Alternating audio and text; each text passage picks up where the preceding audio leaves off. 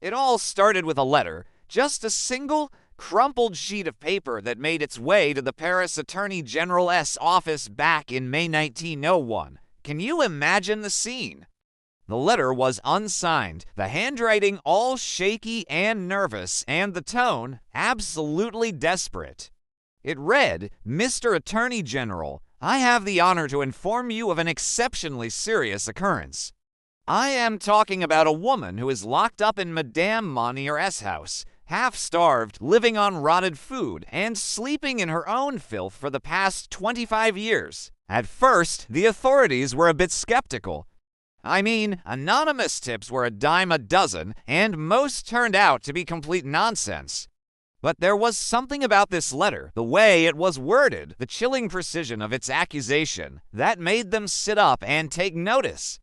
So, on May 23, 1901, a group of police officers arrived at 21 Rue de la Visitation, the elegant home of the Monnier family in Poitiers, France, ready to uncover a truth that would shock the nation. The Monniers were one of those families everyone knew about, the kind that seemed perfect on the outside.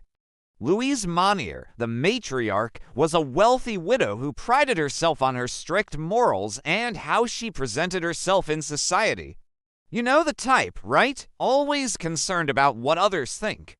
Her son, Marcel, was this polished law graduate, a real bookworm who always had his nose in a book. Their home, immaculate, with everything in its place, but eerily quiet, almost too quiet. When the officers knocked on the door, Louise answered with this polite confusion that felt a bit off. But as soon as they mentioned the reason for their visit, her calm demeanor shattered. She flat out refused to let them in, but the police weren't about to take no for an answer. They pushed their way inside, searching room after room. Everything seemed normal, clean and tidy.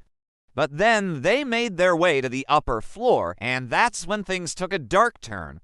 Behind a locked door sealed with rusted chains, they heard a faint rustling, and then, bam, the smell hit them, a nauseating wave of rot, waste, and decay that made their stomachs churn. They knew they had to break that door open. The room was pitch dark, the shutters nailed shut. The air was thick, foul, unbreathable, and in the corner, on a straw mattress crawling with insects, lay a woman, naked, skin stretched tight over bone, her hair matted and gray, her body covered in filth.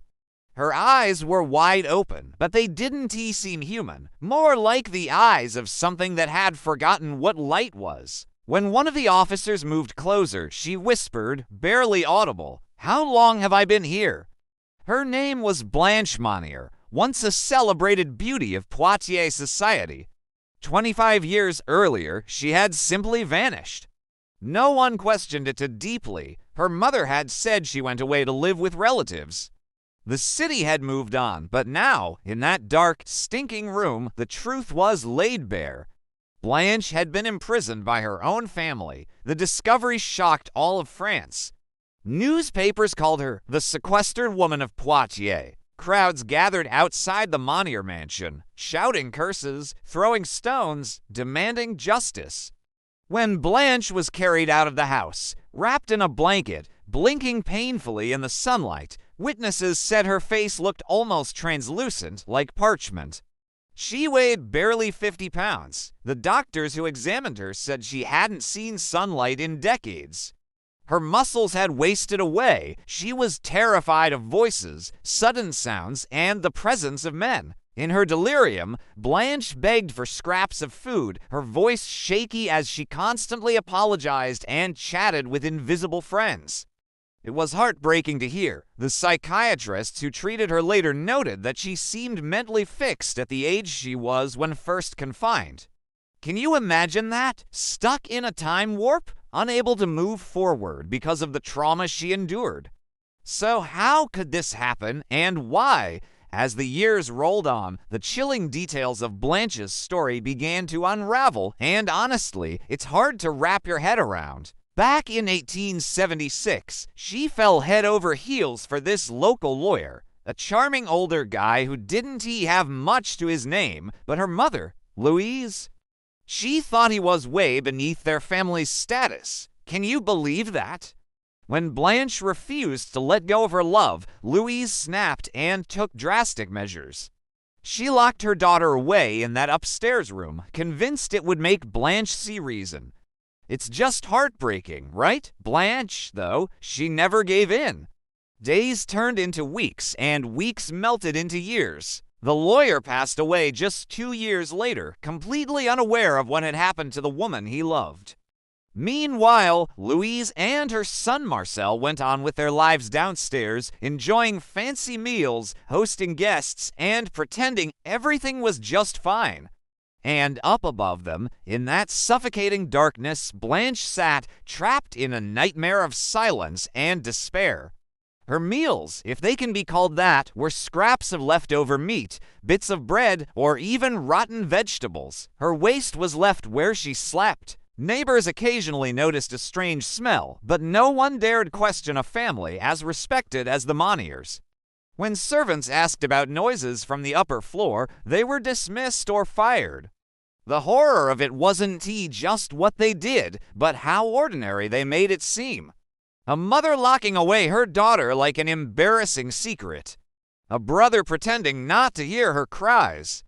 Decades of silence, not out of madness, but out of convenience. When questioned, Louise Monnier didn't even try to deny it. She just coolly said she chose to stay there. Can you imagine that? It's chilling, right?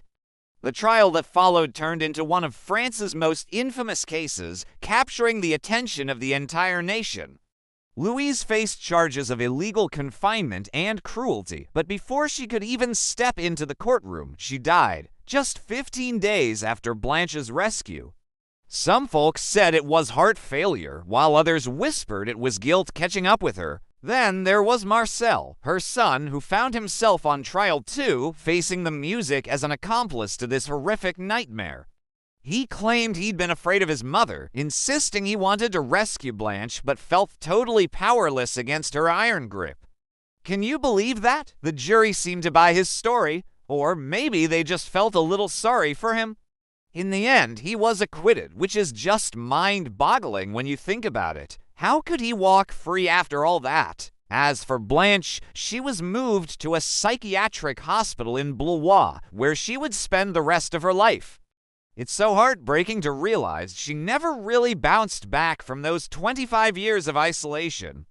Her mind had fractured, yet there were still glimmers of hope. The nurses reported that sometimes she'd smile faintly at the sunlight streaming through the windows. But even then, she'd shield her eyes and whisper, "It burns," as if that beautiful light was a painful reminder of everything she had lost. It's just so tragic, right? She passed away in 1913, just 12 years after that unimaginable rescue. Isn't it wild how her story sort of slipped through the cracks of history, buried under all those scandals and wars that followed? Yet that haunting photograph of her, so pale and skeletal, sitting in that dark, stifling room, still makes the rounds online. Honestly, it's one of the most chilling images you'll ever see. You can't help but feel a shiver run down your spine every time you see it, right? What really gets under your skin about Blanche Monnier's case isn't just the sheer cruelty of her mother. It's that unsettling reminder of how madness can lurk behind a polished facade. You know what I mean. Families can look all perfect and respectable on the outside, but inside, there might be chaos and horror brewing. It's like a ticking time bomb waiting to explode. No supernatural forces here, just raw human control, fear, and that suffocating silence. It makes you wonder about the hidden struggles people face, doesn't it? What other stories are lurking behind closed doors, waiting to be uncovered? Maybe that's the darkest kind of horror there is, the ordinary evil that hides in plain sight.